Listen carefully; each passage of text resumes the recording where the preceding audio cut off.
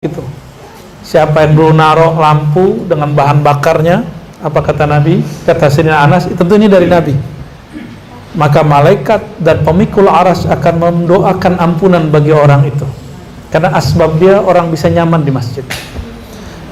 Maka siapa saja yang berjasa untuk tempat ini, di tempat ini gak mungkin kita dapat tanpa ada hamba-hamba Allah yang kemudian Allah izinkan, Allah taruh di kolbunya ya, salah satu nama bernama Al-Wahhab ya.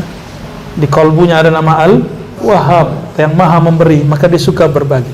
Termasuk ya semuanya nih, mejanya semuanya, kursinya juga. Sekarang ada yang uniknya, ada tikar ya, karpet khusus untuk ngaji. Selesai tolong dibersihin dulu, digulung, langsung digulung. Semoga siapapun yang berkontribusi baik untuk semuanya ya, Allah berkahi. Kalau nanti Allah izinkan kita buat ini rumah zikir, rumah aswajanya. Nanti insya Allah Allah mudahkan kita buat markas ahlus sunnahnya, markas tasawufnya, insya Allah ya. Ya, dimana kapannya Wallahu alam bisawab. Yang penting niat dulu toh. Ya, niat kepada Allah, bukan menggantungkan harap kepada makhluk Allah ya. Disitulah baru nanti Allah mudahkan ya, insyaallah ta'ala minal amin.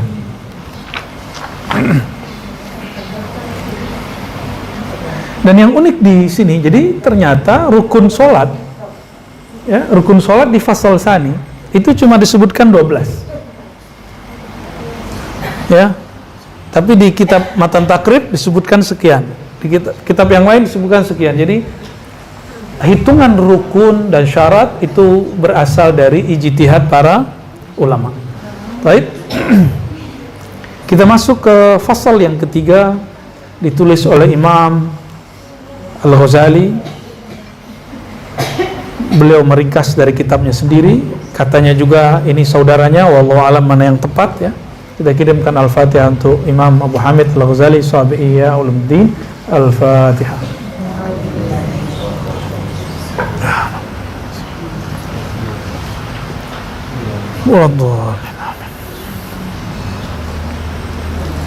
Al-Faslu Tsalis. Qala al-muallif fi syurutil batinah min a'malil qalb. Syarat-syarat batin dari amalan qalbu. Minhal khusyuk, di antaranya adalah khusyuk berdasarkan dalil wa aqimis sholata lidzikri.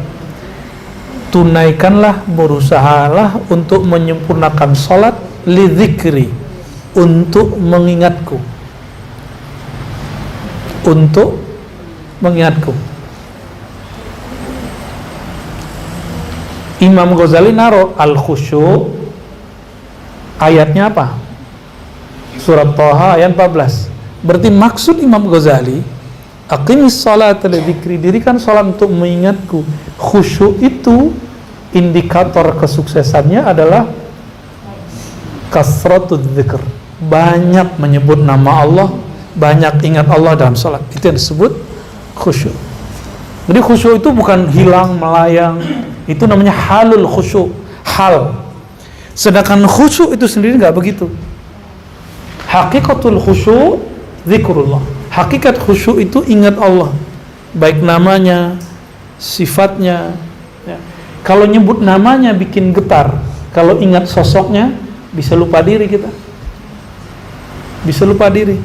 Itu sebabnya kita berzikir itu semampunya aja.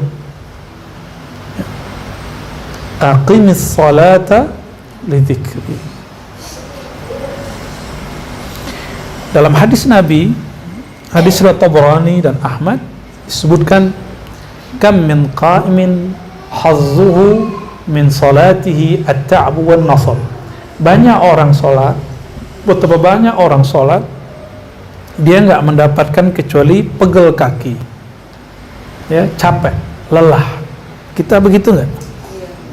Ya. Pantas ya. Belum menikmati belum menikmati berdiri lama. Berdiri lama tuh nikmat loh. Jadi ada satu wirid lagi berdiri, itu baca Fatihah. Jadi nanti kalau Allah takdirkan nanti untuk umroh haji, di satu hari di depan Ka'bah itu berdiri baca Fatihah aja, sembari mandang baca Fatihah. Jadi setiap hari ternyata di Ka'bah itu ada malaikat yang cuma memandang, ada malaikat yang cuma tawaf, ada malaikat yang cuma ruku dan sujud. Itu kerjaannya mereka.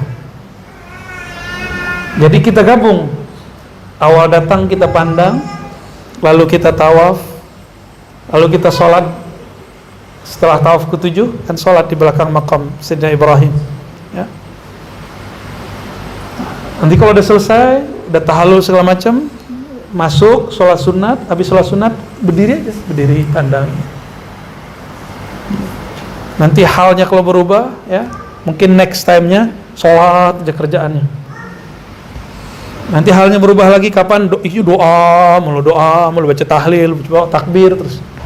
Coba rasakan begitu. Nah, di dalam diri kita itu ada nur malaikat. Kita ini bukan malaikat, tapi ada nur yang satu anasir dengan mereka, satu unsur yang dia akan mampu untuk mengulang-ulang dan gak bosan-bosan. Nah, siapa yang sudah mulai pada tahapan ini, kalau zikir diulang-ulang gak bosan, berarti nur malakutinya, nur malaikatnya sudah mulai aktif. Itu penciriannya. Nah, jadi kenapa kita ini sulit mengulang-ulang zikir, gampang bosan berzikir? Karena belum diaktifkan oleh Allah nur ini. Minta kepadanya, minta kepada Allah Subhanahu wa ta'ala.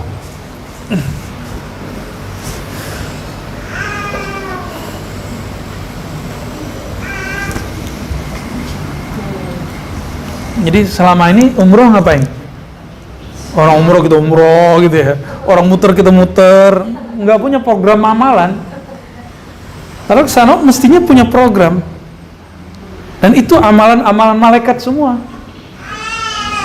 Saya umroh pertama, itu tawaf itu bacaannya seperti yang biasa dibaca kebanyakan orang di buku itu. Umroh kedua bacaannya sudah beda. Hadisnya yang kita pakai. Dan setiap kita baca ada rahasia-rahasia. Oh, ternyata satu lafaz zikir mempunyai makna dan asrar dan kelezatan yang tidak ada di zikir yang lain. Jadi kelezatan istighfar itu berlainan dengan kelezatan baca alhamdulillah. Lezat baca alhamdulillah itu beda lah dengan subhanallah, beda lagi dengan Allahu akbar. Dan puncak yang paling lezat itu namanya la ilaha. Di dalam la ilaha illallah itu ada lagi kelezatan di dalam kelezatan dalam kelezatan, nur ala nur, cahaya di balik cahaya, di balik cahaya, di balik cahaya, nikmat di atas nikmat, di atas nikmat.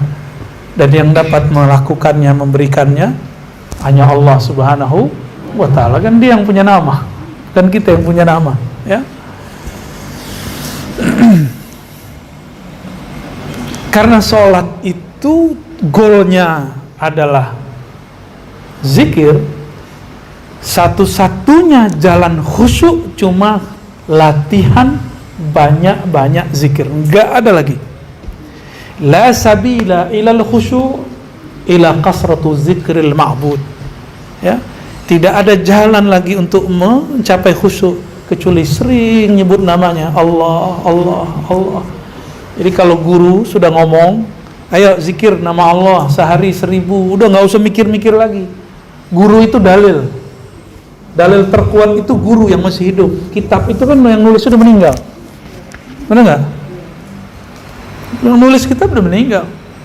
Maka dalil terkuat itu asy-syaikh al-alim, syekh yang punya sanad kepada gurunya, kepada Nabi Muhammad sallallahu alaihi wasallam. Dah, ya, yang sudah punya kurikulum zikir dari gurunya sebelumnya, oke, itu teruskan amalnya. Yang belum, coba mulai malam besok, malam ini atau subuh besok, latihan zikir menyebut nama ya Allah, Allah, Allah di kolbu 1000. Ya, mulai latihan. Gampang 1000, jangan langsung. Ba'da sholat 200, ba'da sholat 200 gampang nggak? Coba sebut Allah. Berapa detik? Allah, Allah, Allah. Cara pertamanya dengan lisan. Kalau sudah seirama dengan kolbu, lisannya dikunci. Jadi kalau belum kolbunya aktif, lidahnya baca dulu Allah, Allah, Allah. Terus kira-kira 7 kali, 10 kali, 21 kali, sudah mulai seirama detakan-detakan di jantung ini yang di dalam kolbu, baru kemudian kita baca dengan kolbu. Lidah dikunci, mata ditutup, ke tasbih. Tahu-tahu sudah 200, tahu-tahu sudah 1000. Allah, Allah. Kalau kita faham analognya, ada orang kelaparan, nggak makan sekian hari, kasih makan, seneng nggak dia? Kira-kira seperti itu. Namun besok dikasih lagi, dia nggak segirang itu, cuma dia sudah biasa. Itulah sebabnya kenapa orang pertama ditalkin itu bergetar badannya, atau bulu romanya berdiri, atau kayak ketarik, atau macam-macam ekspresinya. Ada yang kayak badannya ngambang, ada yang kayak melayang, ada yang kayak badannya merasa ciut, ada yang bengong. Orang merasa apa, kok saya nggak ngerasain apa-apa. Itu semua rasa yang ngasih Allah. Kita nggak nyari rasa, kita cukup menyembah yang punya rasa, Allah Subhanahu wa ta'ala.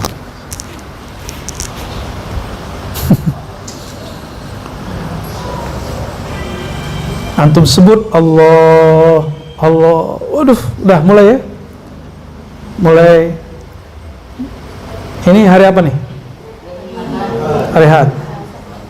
Tanggal 40 hari lagi hari apa? 20 lebih. Jadi pengajian kita Ahad di bulan Januari itu sudah 40 hari, baru ditambahin 5.000 ya. Kalau sanggup, kalau enggak cukup, jangan kurang dari 1.000. Mulai latihan. Ini mau masuk Ramadan kan? Mau nikmat nggak Ramadannya? Mulai. Nanti bulan Januari itu berarti sudah Rajab ya? Sudah Rajab. Akhir-akhir Rajab. Harus mulai. Awal-awal apa akhir? Harus mulai kolbunya digembleng terus. Ya, biar menikmati ketika orang Ramadan. Karena Ramadan itu salah satu nama Allah sebenarnya. Jika kita masuk ke dalam Ramadan tidak membawa nama yang punya Ramadan, hampa. Mulai ya. Tapi jangan lupa juga sholawat. Karena zikir itu hot, panas, penyejuknya cuma sholawat. Dan penyeimbangnya ngaji. Ya, dan saya mengatakan berkali-kali ya, thariqat saya ngaji ya.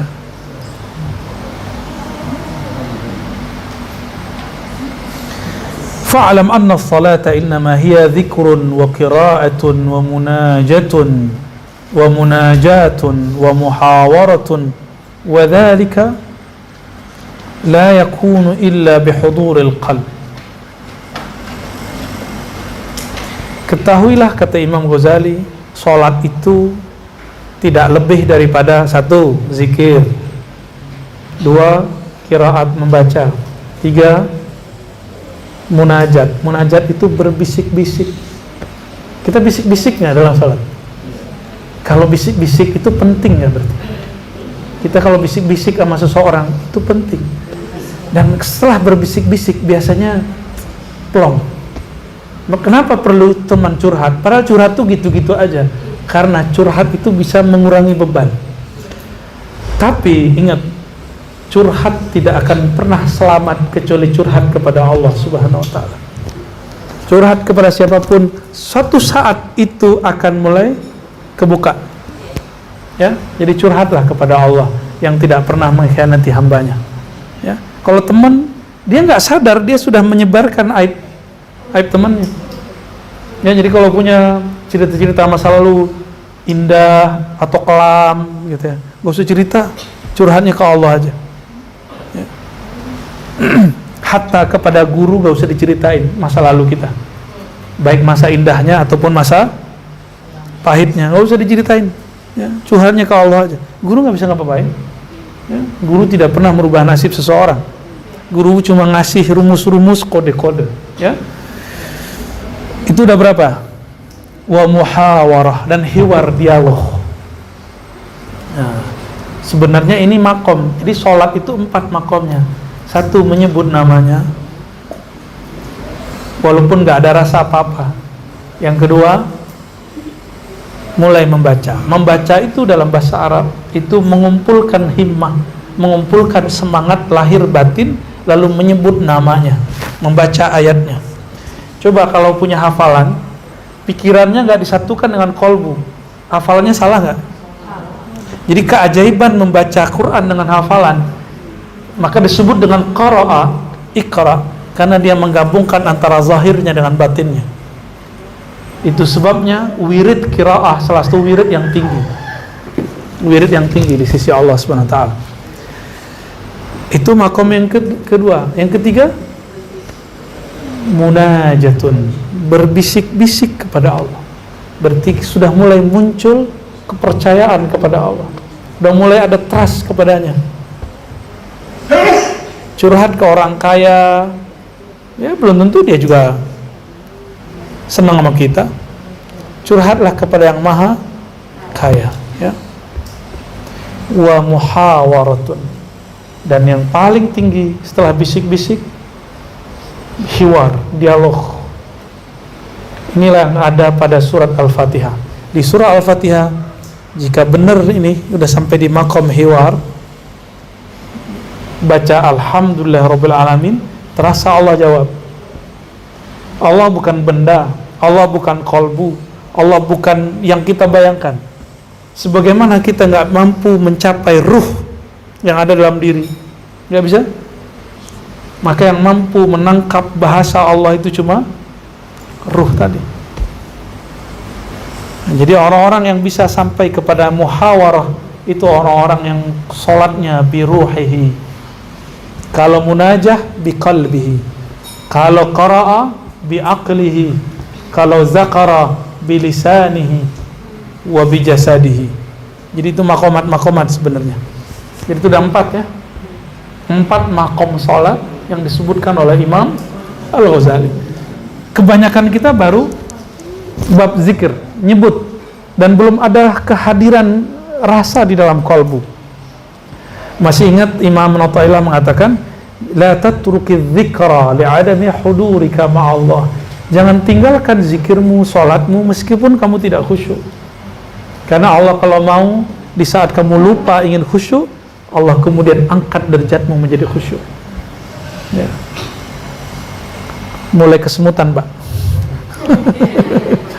Ya.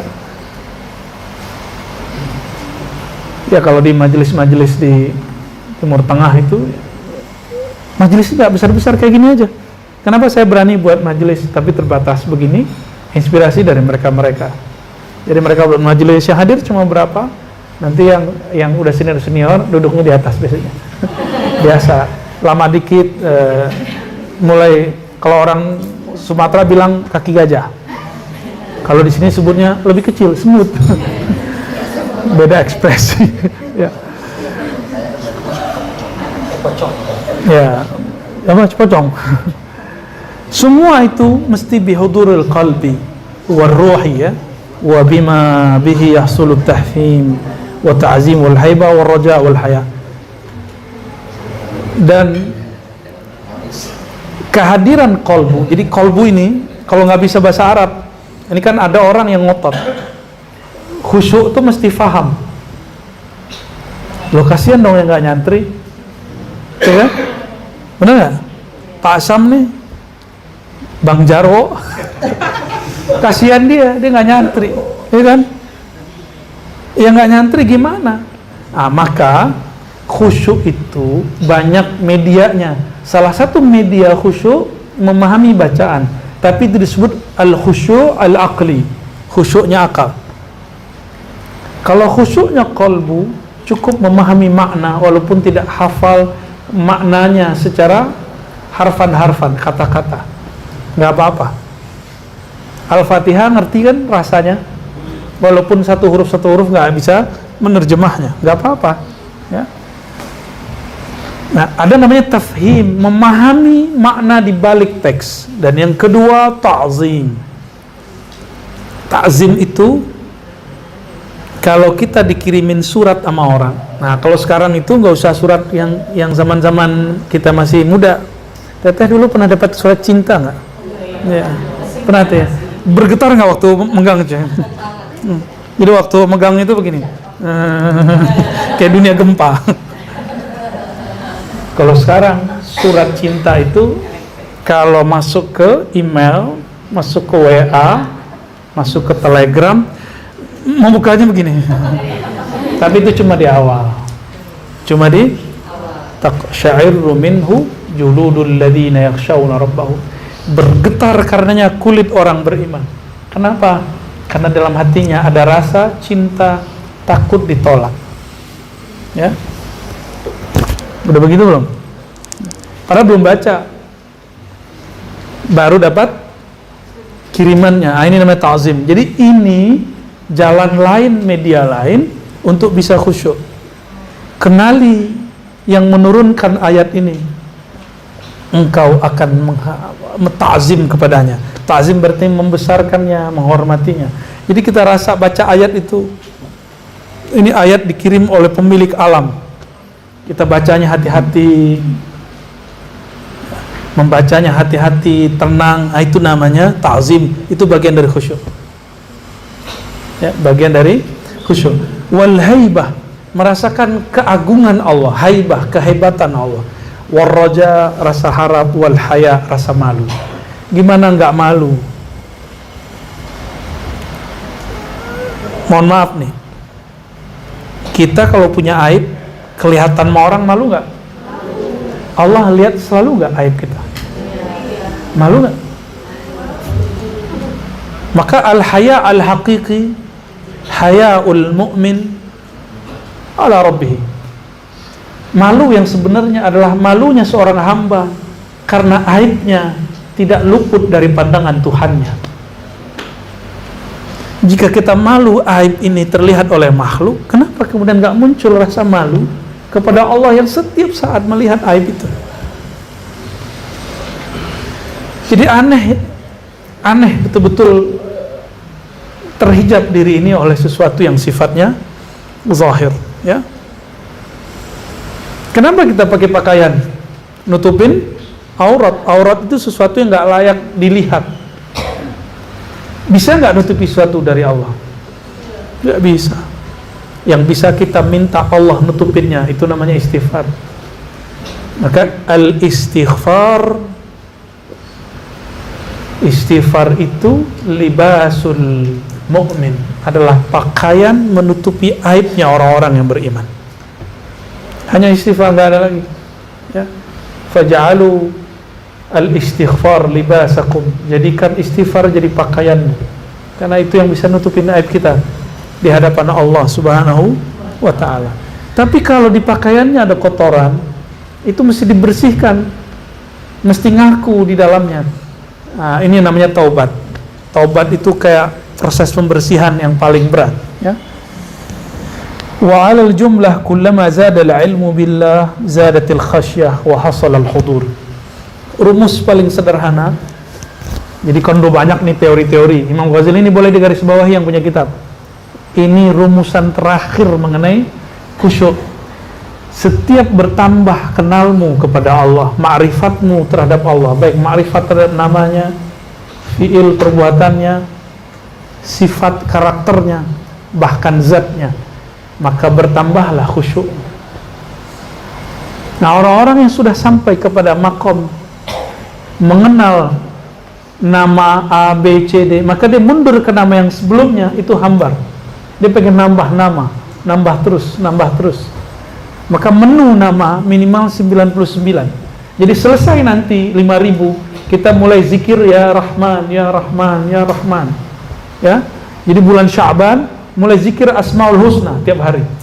Insya, ingetin ya Buya Zulasfi, Buya Adami, Ami Falah, ntar ingetin saya. Jadi persiapan kita menyosong Ramadan, memenuhi kolbu dengan Al-Asmaul Husna, ya. Kullama zada al-ilmu billah, setiap bertambah pengetahuan ma'rifatmu kepada Allah, zadatil khasyatu wa hasalal huduru, maka bertambah juga rasa takut ketika sholat dan juga hudur, hasillah hadir dalam kalbu. Bahasa ringkasnya, kullama zada ilmuka billah zada khusyuka fis shalah. Setiap bertambah ilmumu mengenai Allah, maka bertambah khusyukmu di dalam salat.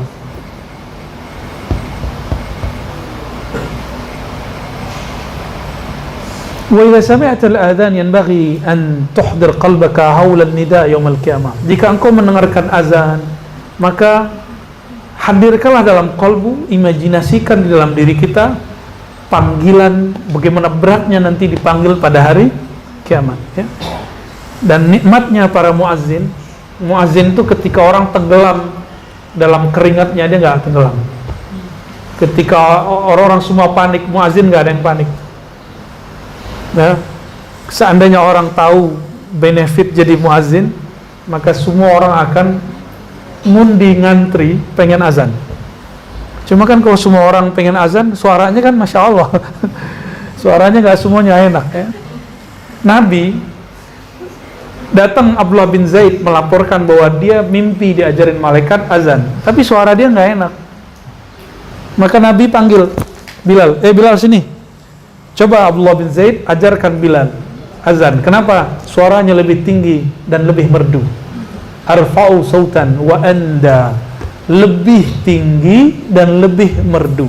Sekarang sudah ada mic, maka tinggi nggak wajib, yang penting merdu. Jadi salah satu daripada kelayakan muazzin, suaranya enak, ya. Sebenarnya suara mana aja boleh azan, tapi kalau suara nggak enak jangan dirayu-ramain. Ada orang suaranya yang enak lurus-lurus aja, kalau dia pakai irama pecah telinga kita, ya. Wa tatashammara bi dhahirika wa batinik lil ijabati wal musarah.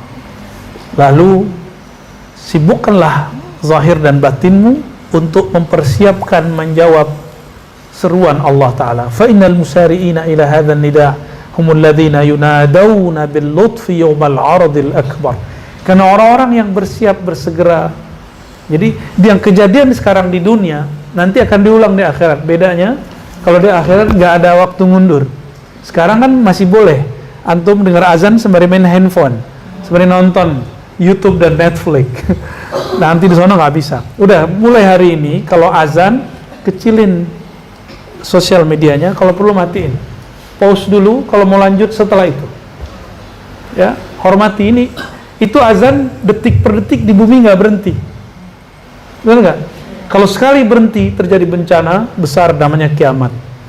La taqumu sa'ata la yuqalu fil ardi Allahu Allah. Kiamat terjadi itu kalau nggak ada orang baca nama Allah. Oleh karena itu bumi itu memerlukan orang yang zikir. Maka bumi karena dia ingin bertahan, dia akan melayani orang-orang yang menyebut nama Allah. Al-ardu khadimatun li ahlillah. Bumi itu akan berkhidmat kepada orang-orang yang menyebut nama Allah Subhanahu wa ta'ala. Ya. Gimana? Mau jadi budaknya dunia atau jadi dunia jadi budak kita? Ya. Dunia jadi budak kita, gimana caranya? Dunia nggak perlu ditalak, ya, nikah aja nggak pernah, ya.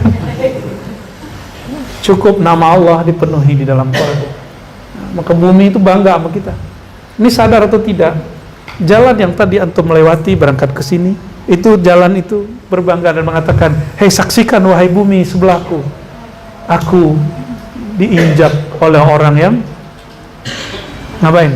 Yang hendak belajar menyebut nama Allah Subhanahu wa ta'ala. Sudah maghrib?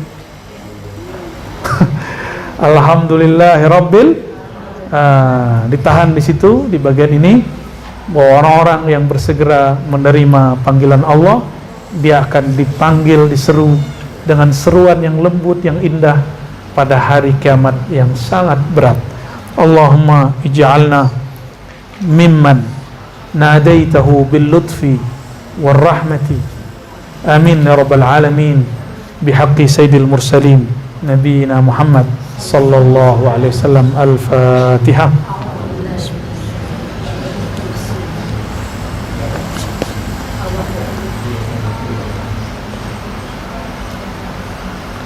Subhanakallahumma wa bihamdika asyhadu an la ilaha illa anta astaghfiruka wa atubu ilaik. Assalamualaikum warahmatullahi wabarakatuh.